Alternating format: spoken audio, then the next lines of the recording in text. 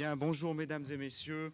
Je vous accueille au nom de l'interface Sciences-Société de l'Université de Lausanne et de l'organisation des étudiants en philosophie de l'UNIL qui co-organise avec nous cet événement exceptionnel en compagnie de Peter Sloterdijk. J'ai en ma compagnie le professeur Thomas Römer, qui est professeur à la faculté de théologie et de sciences des religions, également au Collège de France, qui va animer avec moi cette discussion.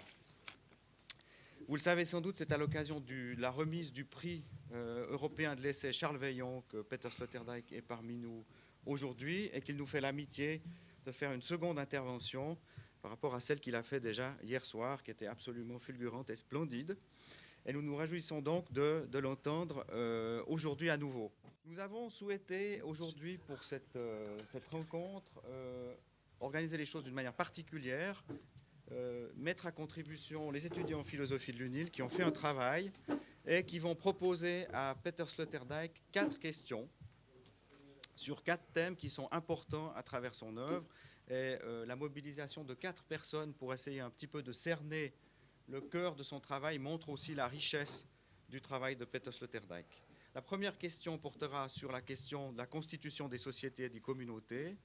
La seconde portera sur ce qu'il appelle la gynécologie philosophique et les anthropotechniques. La troisième sur le rôle des médias, question qu'il a déjà largement traitée d'ailleurs hier soir.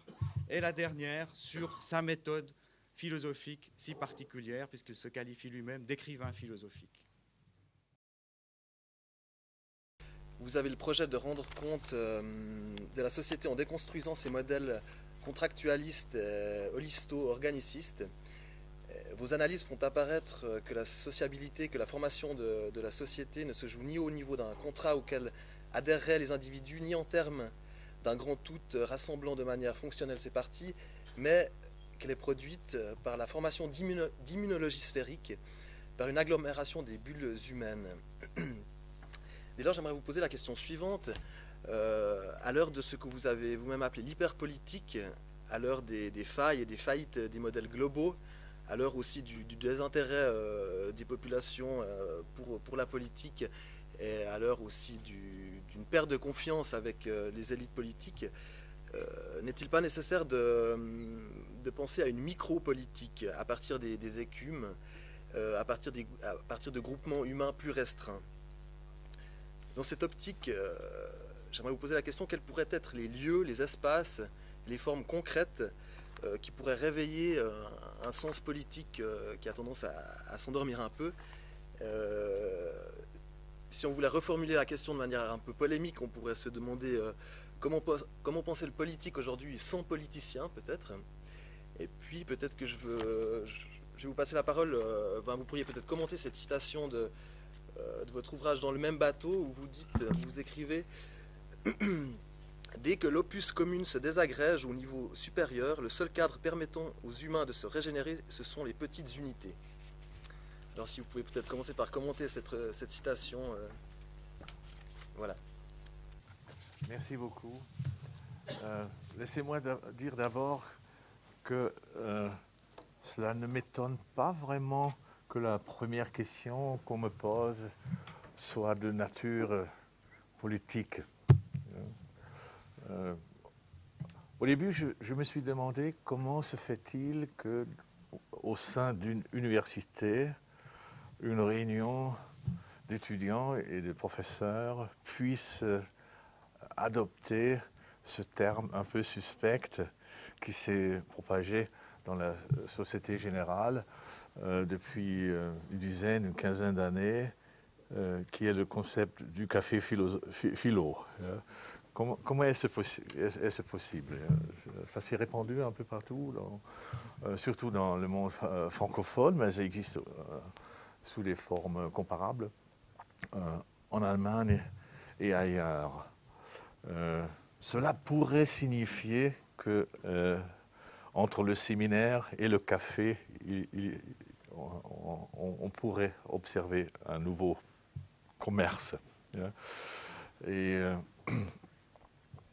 pour remonter au début du café philosophique, il faudrait probablement parler d'un phénomène plutôt oublié dans nos jours, que représentait la présence de lieux de débat dans la capitale française avant la Révolution française. C'est-à-dire le café, c'est avec les cabinets du magnétisme animal et avec quelques autres endroits un peu suspects.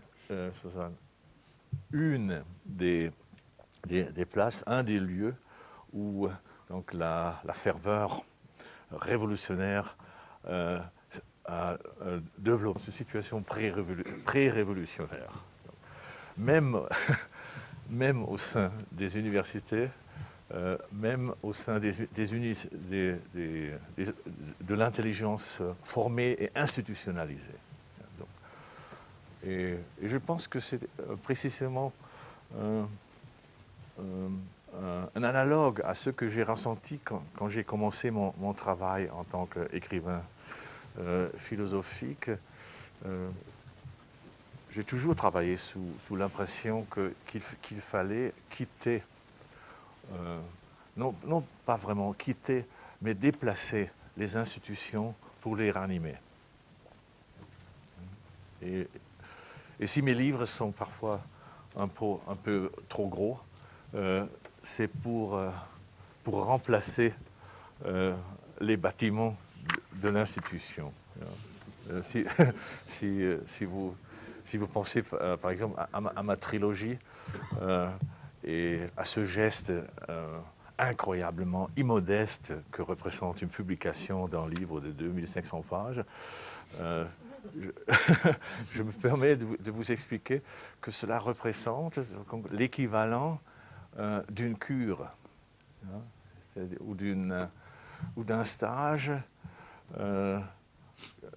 philosophique, d'un déplacement dans un pays où vous passez trois semaines sous un autre climat. Donc, pas de philosophie sans changement de climat. On ne peut pas penser sous le climat identique. On ne devient jamais philosophe chez soi.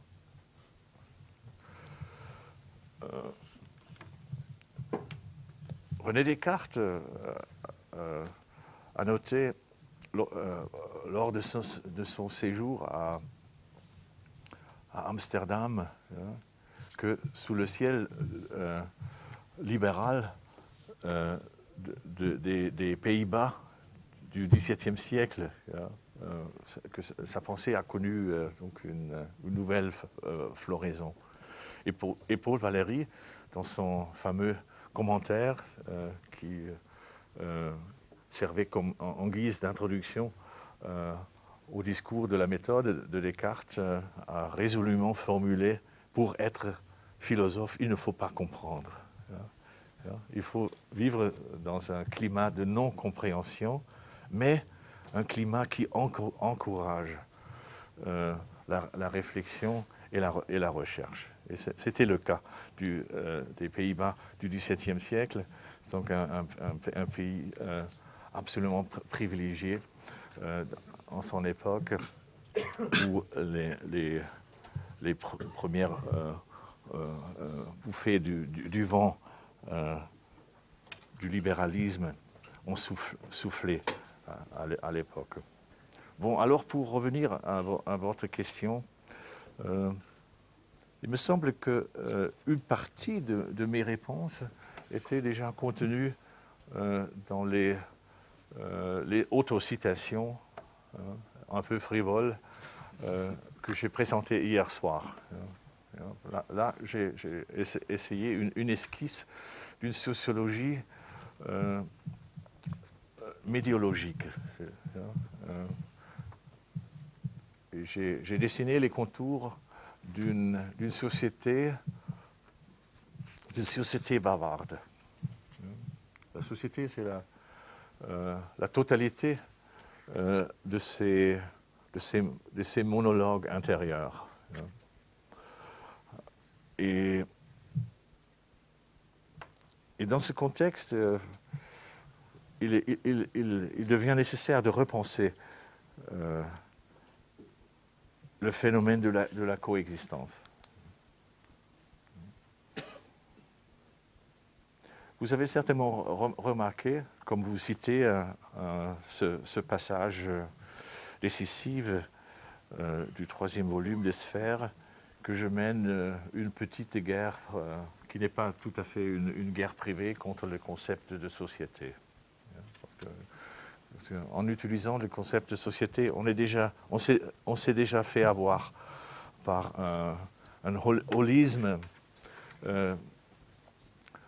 systématique qui vous empêche à poser les bonnes questions. Si vous assumez que la société existe, vous avez déjà perdu le fil conducteur pour une réflexion qui mènerait vers dans les régions approfondies du problème. Mais il est pratiquement impossible de remplacer ce terme.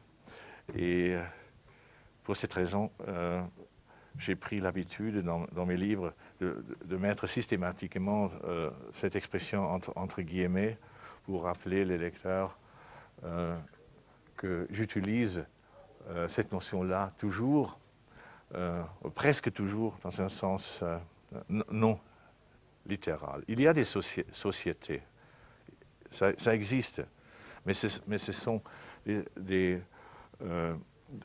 groupes d'hommes qui se sont rassemblés autour d'un projet commun. Par exemple, la société hollandaise du XVIIe siècle, formée par les marchands qui faisaient leur commerce avec les îles des épices.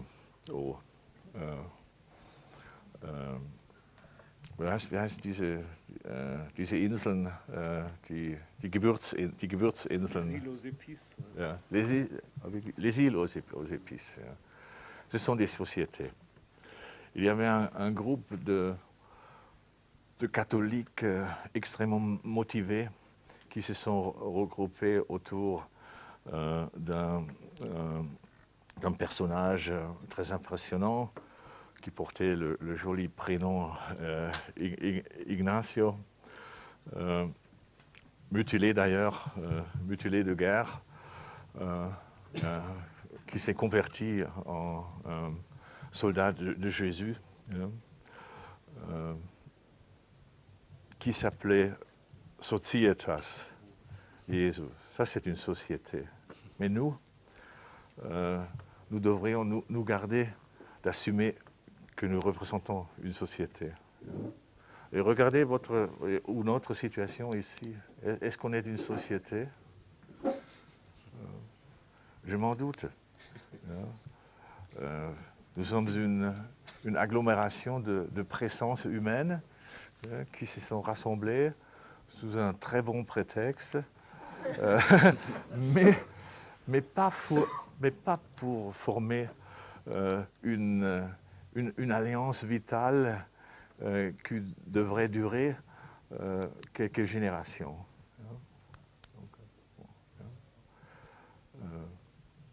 Nous ne représentons même pas une culture. Culture est aussi un concept parallèle qui représente à peu près la même problématique que le concept de société.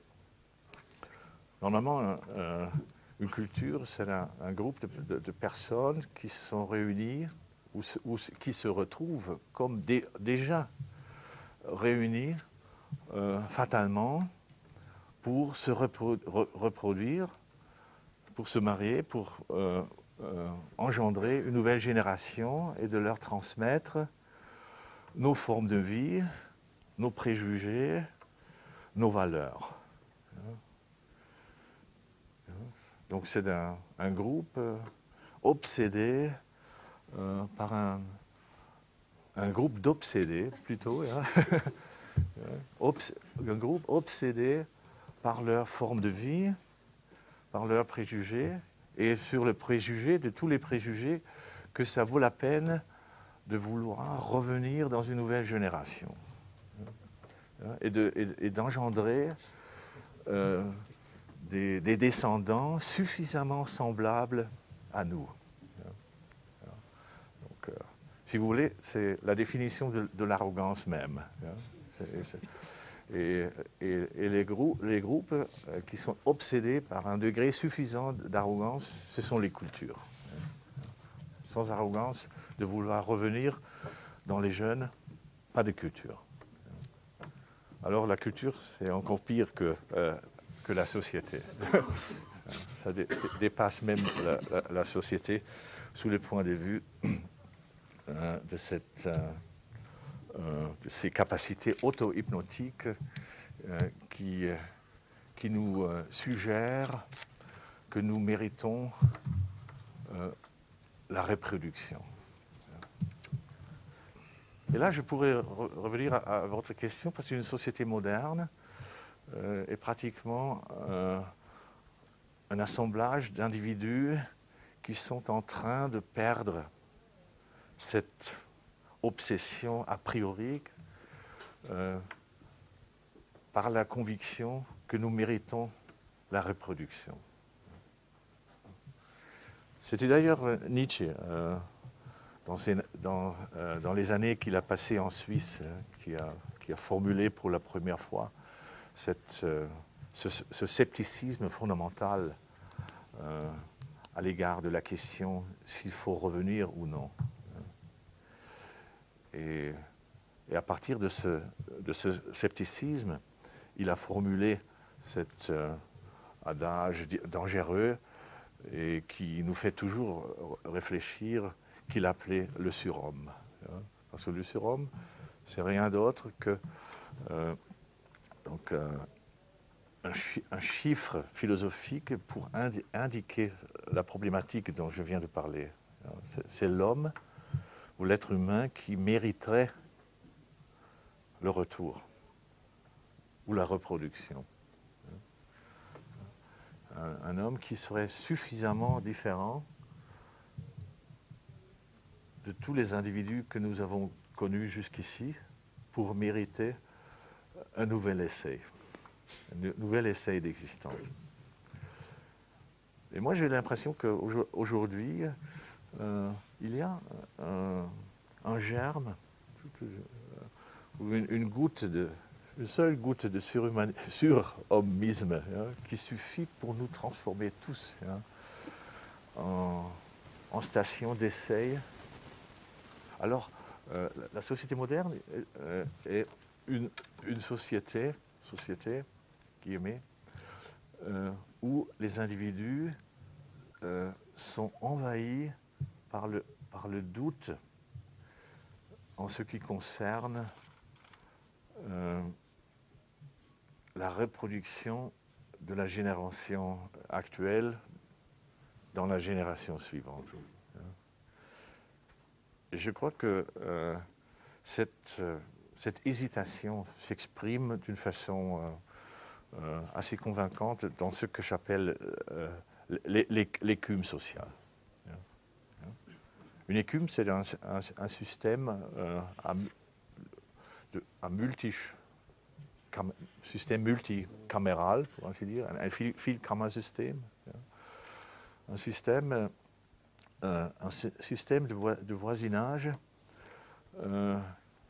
fondé sur la distance entre les individus et les couples dans un contexte de coexistence serrée. Il y a un groupe d'architectes américains qui commençaient leur travail dans les années 70 en Californie, qui s'appelait Morphosis, qui ont forgé, à mon avis, le concept de base pour décrire la situation coexistentielle moderne en proposant un modèle architectural qui s'appelait Connected Isolation. Je crois que ce concept contient tout ce qu'il faut savoir sur la problématique de la politique de l'écume.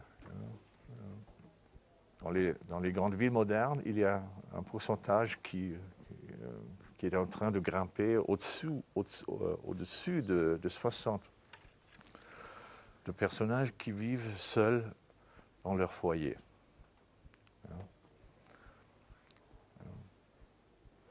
Ça a commencé au Moyen Âge, un moine, une religieuse, une cellule.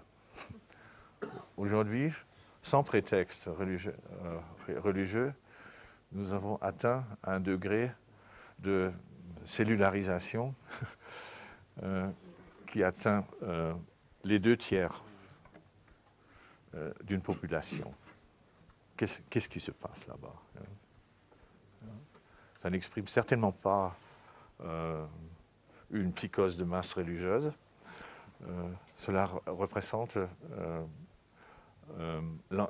l'ambiance collective qui veut que les individus se replient sur eux-mêmes et vivent sur leur propre île.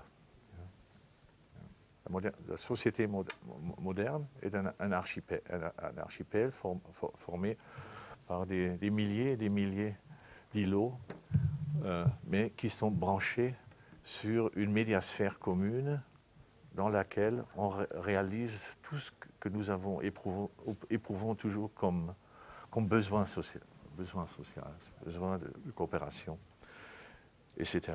Vous vouliez poser une précision ou Oui, alors dès lors, est-ce qu'il est possible de penser quand même à une œuvre commune dans cette médiasphère? Enfin, une œuvre commune est-elle possible pour cette connected isolation finalement? Ou est-ce que c'est définitivement dans les masses actuelles Oui. J'ai l'impression qu'on peut seulement penser à une œuvre commune à partir d'un groupe plus restreint. Oui, mais l'œuvre commun ou l'œuvre commun ou commune? Commune. C'est d'abord la volonté de porter assistance à ceux qui ne vivent pas encore sous les mêmes conditions que de la majorité. les mêmes conditions économiques, politiques? Non, pas nécessairement les mêmes conditions économiques, mais au même niveau d'individualisation. Si vous vous rappelez les origines politiques de la crise financière qui tient le monde actuel dans ses griffes, c'est la volonté de l'administration Bush d'intégrer les soi-disant les couches pauvres des États-Unis dans la forme de vie de l'écume individualiste représentée dans la volonté de tout et chacun de vivre dans sa propre maison. En Europe, où le pourcentage de ceux qui vivent dans des appartements loués est encore relativement élevé, on ne connaît pas le même souci. Mais aux États-Unis, et pour nous, l'équation un individu, une chambre ou un appartement, une cellule est plus ou moins opérationnelle. Aux États-Unis, on calcule avec une autre équation un individu, une maison. C'est ça. Très bien. Je pense comme le temps avance, nous devrons passer à la deuxième question qui reprend un certain nombre des choses que vous avez dit. Et puis c'était la question concernant la gynécologie philosophique. C'est qui l'a posée? Qui va être posée par Gabriel. Voilà, peut-être plus qu'une question, je voulais vous inviter à parler de ce thème qui est, en fait, à ma connaissance, a fait l'objet de très peu de larcins jusqu'à présent dans votre œuvre. Un thème qu'on trouve pour la première fois, à ma connaissance, dans la mobilisation infinie, et puis qu'on retrouve aussi sous une autre forme dans le magnifique premier volume de Sphères, Bulle. C'est ce que vous appelez donc gynécologie philosophique, gynécologie négative aussi. Donc juste pour premier échelon, ça serait vous décrivez dans la mobilisation infinie la subjectivité moderne comme un effort constant pour se tenir dans le monde, pour se tenir dehors, pour se tenir droit, un processus donc autonatal qui doit impérativement se déployer après la première naissance, qui est le biologique, puisque cette première naissance vient toujours trop tôt, et toujours, vous le dites, une chute dans l'intenable.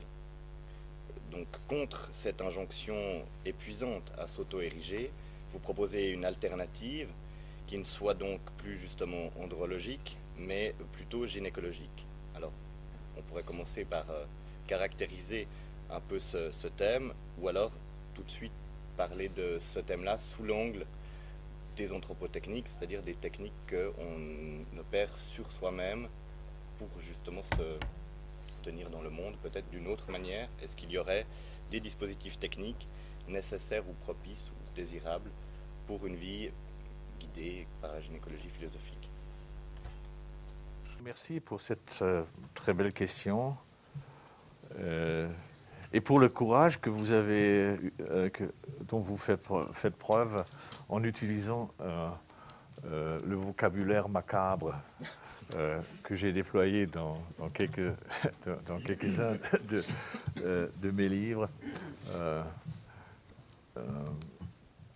Tout d'abord, on devrait tout simplement déconseiller de parler de gynécologie dans les séminaires philosophiques, ou si vraiment on veut le faire, il faudrait d'abord clarifier les conditions sous lesquelles on s'adonne à ce genre d'exercice.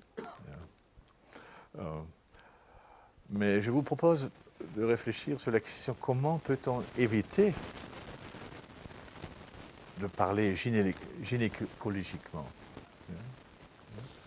Mais qu'est-ce que la gynécologie? C'est le discours, un discours philosophique ou un discours scientifiquement organisé sur la femme ou la féminité. Qu'est-ce que c'est que ça? D'ailleurs, j'ajoute un petit commentaire nécessaire à ce concept. La gynécologie philosophique, telle que je l'ai proposée, est une gynécologie négative. C'est-à-dire, on ne sait pas ce que c'est la femme. Il faut éliminer tout ce qu'on sait sur... on supprime tout le bavardage qu'on partage tous concernant la femme ou les femmes. On fait un effort pour rentrer dans une sorte de non-savoir primordial. La philosophie classique a toujours voulu exprimer la volonté du savoir masculin de s'approprier sa propre origine, de maîtriser son origine. Vous voulez ajouter quelque chose? Peut-être un mot sur la question de la technique au sens où vous l'entendez, c'est-à-dire au sens très large. Oui, la technique représente depuis toujours d'ailleurs une sorte de volonté de métaphoriser l'espace féminin.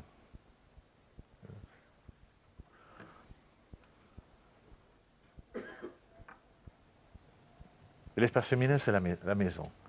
C'est ça. Donc, l'histoire de l'humanité, c'est l'histoire de la faculté de construire des enveloppes.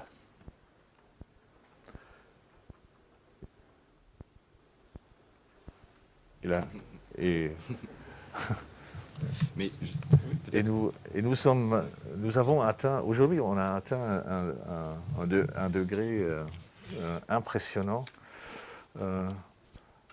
de cette faculté de remplacer n'importe quoi.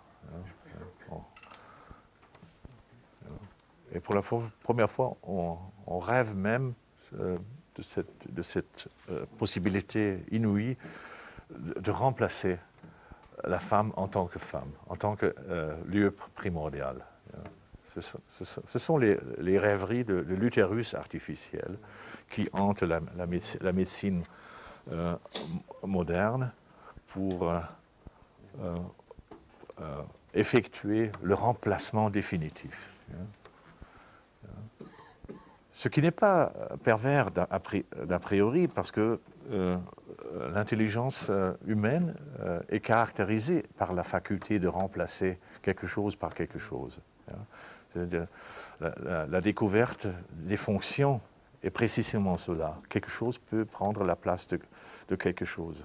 Et toute la raison fonctionnaliste repose sur la faculté de remplacer. Et alors pourquoi pas remplacer la femme, pourquoi pas remplacer l'homme, pourquoi pas remplacer la Terre. On a développé la faculté de construire des implants d'une biosphère dans un milieu hostile à toute vie. C'est la station spatiale.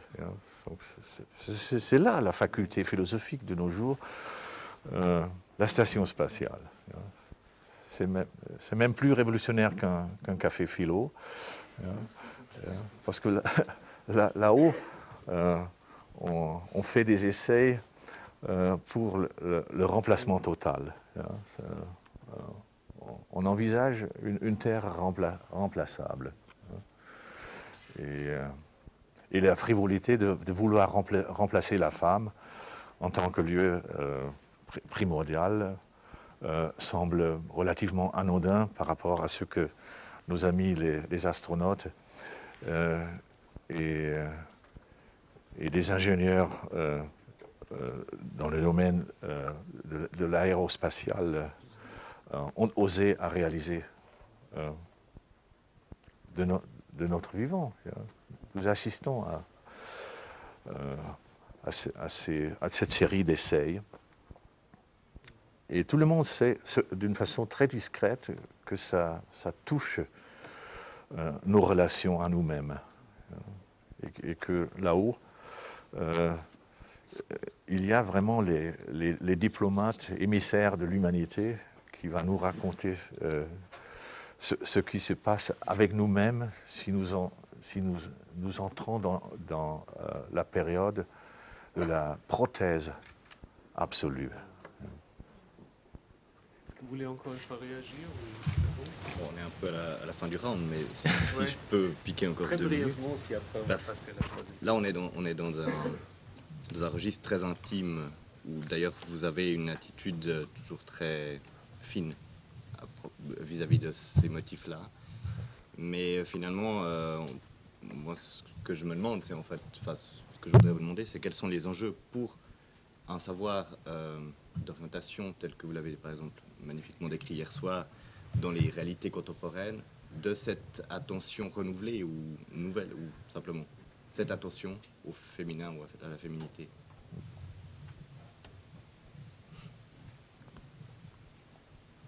Là, ça change beaucoup de choses, parce qu'on interrompt un monologue andrologique, un monologue millénaire. Je crois vraiment que ça vaut le coup, et ça change la donne de nos conversations sur la condition humaine. Dans cet essai, vous distinguez les médias écrits et audiovisuels comme produisant respectivement des effets télépathiques et télématiques. Alors en fait, ma première question, ce serait de vous demander si vous pourriez quelque peu exposer cette distinction, cette dichotomie, peut-être la rappelant. Et puis, ceci amène à une autre question entre le rapport entre le média écrit et spécifiquement la télé. Vous dites que les médias écrits ont un effet télépathique, alors que la télévision a un effet téléapathique. Vous dites dans cet essai, les gens, quand ils regardent la télé, aiment qu'on les laisse tranquilles. Et vous dites même qu'on ne voit pas de distinction entre un téléviseur éteint et un téléviseur allumé. C'est ces espèces d'effets d'annonce comme ça qui s'enchaînent. Et en fait, ma question était de savoir que peut la télévision pour, par exemple, nous aider à y voir plus clair dans, par exemple, la question de la crise financière. Est-ce que les gens comprennent vraiment ce qu'il y a derrière, comprennent vraiment ce qui se passe? Que peut la télé et les médias audiovisuels dans ces questions-là? Oui, belle question. Vous m'offrez une occasion de renouer avec l'exercice de hier soir, c'est-à-dire avec les confessions.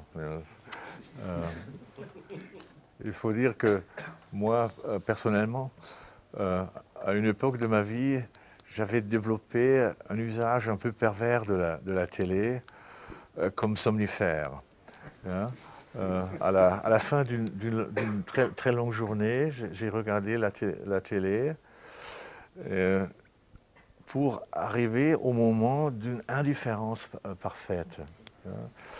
Et je me suis aperçu qu'il est vraiment possible, moyennant la télévision, d'atteindre un point d'indifférence où il devient impossible, affectivement impossible, de faire la moindre distinction entre un discours du pape et un programme de porno.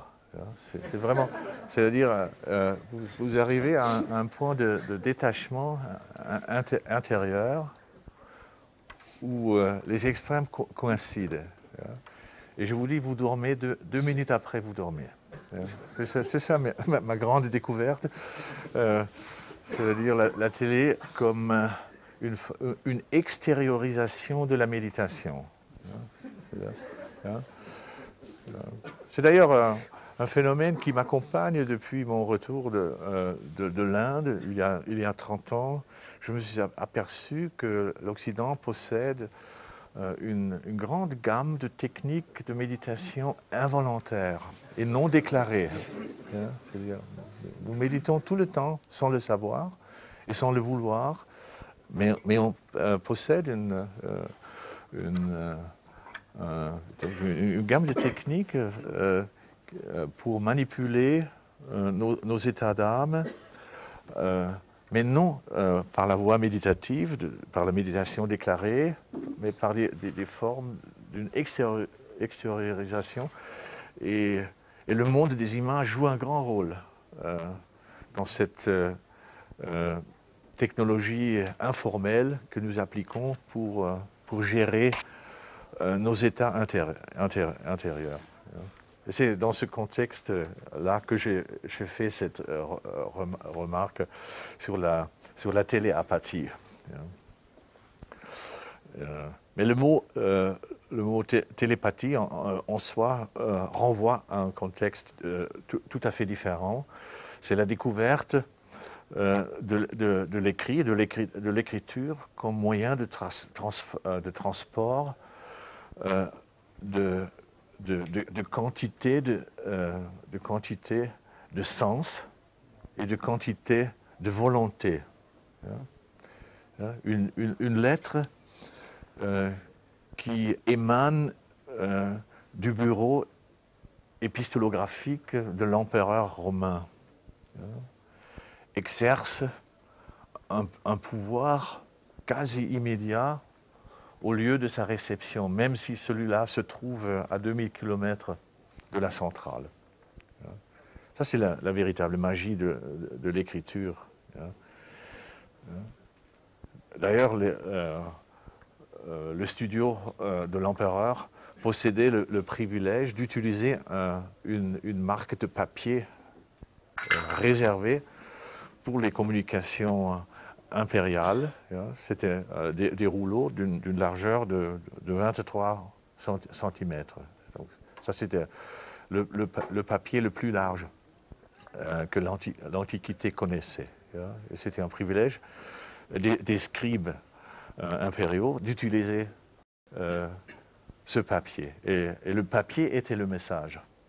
Parce qu'on savait si ce format arrive, c'est la parole de l'empereur qui arrive, et toute la force télépathique était déjà investie dans le porteur du message, même pas dans le message articulé, mais déjà le porteur, donc le côté hardware du message transmettait déjà toute la force autoritative et la force du commando incarnée dans le message. Et la littérature était, pour ainsi dire, la découverte de transporter des affects, des émotions vers des destinataires très éloignés. Mon paradigme est la lettre d'amour, le poème d'amour, qui peut être déchiffré aussi à 1000 km de votre bien-aimé. Et si vous composez les mots d'une façon convenable, la réaction est exactement comme vous voulez, pourvu que la dame ait subi le conditionnement érotico-orthographique nécessaire à ce genre de communication. Il ne faut pas oublier qu'une bonne partie de ce qu'on appelle la société bourgeoise était fondée sur le magnétisme de l'écriture. Et la société moderne, la société masse, n'est devenue possible qu'à partir du moment où des nouveaux médias ont réalisé des communications post-littéraires ou post-presse. La presse n'est plus suffisante pour créer le lien social du jour au jour dans une société moderne de masse. Ce n'est pas possible. Donc, parce que le besoin, comme je disais hier soir, le besoin d'agitation, le besoin d'auto-irritation, le besoin d'auto-intoxication pour les grandes populations est beaucoup trop élevé pour pouvoir être rempli par la seule littérature. Ce n'est pas possible. La littérature ne peut pas vous faire suffisamment fou pour participer au jeu des soucis quotidiens qui nous fait participer à la communauté des soucis qui nous rendent membres d'un groupe de soucis cohérents. C'est ça. Quelles sont, à votre avis, les limites de cette méthode? C'est-à-dire, dans quelle mesure est-ce que vous ne restez pas un petit peu prisonnier de cette logique de la modernité que vous aviez beaucoup dénoncée, ou en tout cas décrite avec beaucoup d'ironie dans la mobilisation infinie, c'est-à-dire cette logique de circulation, de nomadisme qui pousse tout le temps à l'automouvement? Est-ce que votre méthode, finalement, elle n'est-elle pas prisonnière justement de cette logique-là? Voilà, d'abord, essayons de nous rendre compte de la signification du mot méthode. Comme vous savez, méthode, c'est un substantif de genre féminin. Pourquoi? Parce que ça vient de hodos, du mot. Hodos, en grec, féminin, qui désigne le chemin. Et les méthodes sont les discours par lesquels vous apprenez à prendre le bon chemin. Et la méthodologie moderne serait, par conséquent, une sorte de réflexion approfondie sur notre assurance d'être capable de trouver les bons chemins. Donc, sur la condition des possibilités d'un acheminement dirigé qui mènerait au but. Alors, je me demande si le concept de méthode appliqué à ma façon d'écrire est bien choisi. Parce que le procédé que j'utilise en tant qu'écrivain philosophique, ce n'est pas vraiment une méthode. D'ailleurs, comme c'est pratiquement la même réponse que Derrida donnait à tous ceux qui voulaient savoir si la déconstruction est une méthode. Et pour dire la vérité, il était obligé de nier cette suggestion, parce que la déconstruction n'est pas une méthode, elle contient un élément de méthode dans ce que la déconstruction a renoué avec la technique sophistique de laisser parler l'autre et de dépister le point faible de son discours. C'est le fameux anti-legein que Socrate avait déjà perfectionné dans ses conversations avec les adversaires philosophiques.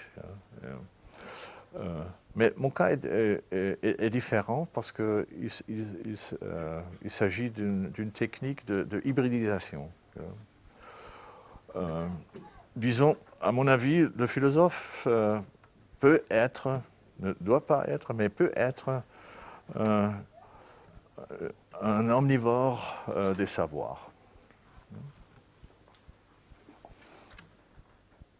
Il y a des herbivores philosophiques et des carnivores, mais de mon côté, je me classerais plutôt parmi les omnivores. Donc, ce qui rassemble d'ailleurs un peu à la définition d'une humanité moyenne, parce que la majorité parmi nous appartient à ce groupe-là, mais pas au niveau épistémologique. Là, nous devons tous des herbivores qui ne mangent que le foin de leur propre pré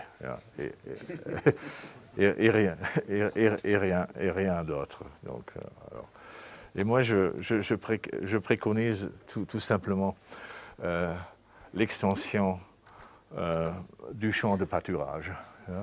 Disons, vous digérez des savoirs multiples et vous observez ce que ça donne. Et la découverte surprenante, c'est que les savoirs s'organisent entre eux. Parce qu'il y a des affinités électives entre les savoirs. Parce qu'il y a un savoir sur la femme qui cherche le savoir sur la maison. C'est un exemple que je viens de donner. Et comme ça, il faut tout simplement faire attention aux affinités électives des savoirs. Surtout pas vouloir construire un système. Parce que s'il y a des éléments systématiques dans les savoirs, il arrive par émergence spontanée, parce que les savoirs s'aiment ou se repulsent. Et comme le savoir s'aimante mutuellement, vous arrivez à des constellations parfois nouvelles, parfois classiques. Et cela dit, j'aimerais tout simplement ajouter que cela n'a rien à voir avec un nomadisme, par ce qu'ils ont appelé un discours nomade. Donc un discours prononcé sur le dos du cheval qui nous porte ailleurs pendant que nous parlons. C'est-à-dire, il voulait inventer une sorte de discours qui est toujours plus vite que la réfutation. Au moment où la réfutation arrive, vous n'êtes plus là. C'est ça. Donc ça, c'était une nouvelle forme de guérilla épistémologique engendrée à une époque où l'effet suffocant du discours universitaire français était à une hauteur que personne, absolument personne parmi vous et nous, soit encore capable de s'imaginer. Il est un miracle qu'il existe des survivants de cette époque. Et le grand mérite des auteurs de cette attaque nomadologique à l'époque, c'est d'avoir dissous cette atmosphère suffocante. Et maintenant, on respire mieux. Et c'est la raison pourquoi on a beaucoup moins besoin d'une position nomadique affirmative. Le peu de nomadisme dont nous font preuve n'a pas besoin d'être affiché d'une façon aussi bruyante. Ce n'est pas nécessaire. Et d'ailleurs, je suis même pas sûr si nos camarades, les nomades, soient des gens aussi sympathiques. Parce qu'ils commettent une erreur que nous, en tant que contemporains, ne peuvent plus nous permettre de commettre. Ils font preuve d'une insouciance absolue par rapport à ce que nous appelons environnement. Ce sont ceux qui ont inventé cette attitude absolument négligente par rapport à la nature extérieure. Et pourquoi? Parce que ce sont des expropriateurs. Ce ne sont pas des cultivateurs, mais des expropriateurs. Ils présupposent la nature. Les descendants des agriculteurs, c'est peut-être des êtres humains mesquins, mais quand même, ils ont le grand avantage de prendre la terre au sérieux et de cultiver ce qu'ils font. Et je dirais même qu'aujourd'hui, le capitalisme, le stade suprême du nomadisme, c'est-à-dire de l'insouciance des conséquences. L'attitude de la non-cultivation et de la négligence des conséquences, en assumant qu'on peut toujours bouger ailleurs, qu'on peut toujours bouger de telle sorte qu'on ne rencontre plus jamais les conséquences de nos actions. Et pour cette raison, le nomadisme, pour nous, c'est fini. Il y a un peu de tourisme, ça va. Mais même le touriste, aujourd'hui, risque de retrouver ses dégâts s'il arrive la deuxième fois au même endroit. Alors même le tourisme est, d'une certaine façon, désenchanté. Alors, merci pour vos questions. Comment vous appelleriez, alors, si ce n'est pas un nomadisme, votre façon de faire quel nom vous lui donneriez? Un mot. Oui, un mot, s'il vous plaît. Là, vous voyez, pour un Allemand, il est tout à fait tentant de répondre par une citation de Goethe. Denn gerade wo Begriffe fehlen, da stellt ein Wort zur rechten Zeit sich ein. Là où l'on ne dispose pas de concepts, on fait arriver un mot. Mais peut-être vous vous contentez de ce que je venais de dire.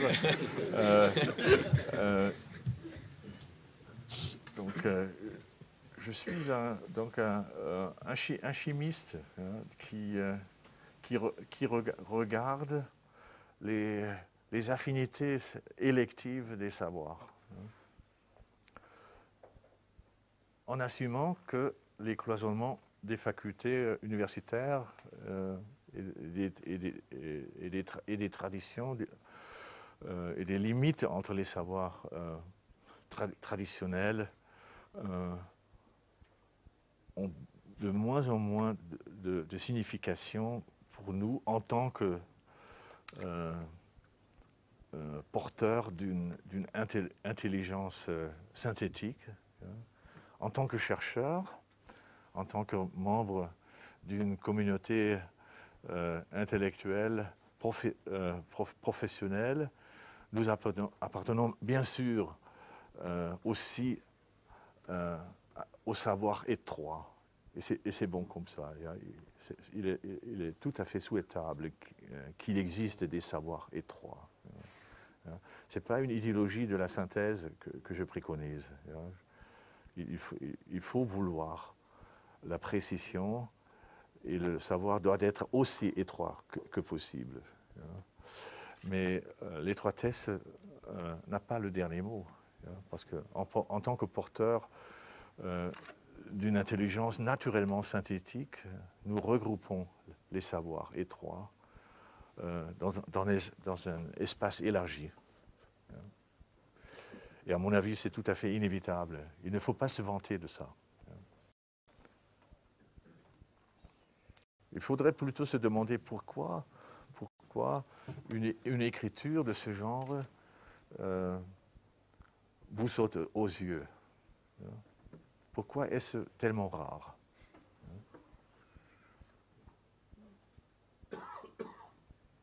Très bien. C'est pas normal. C'est pas normal. Merci.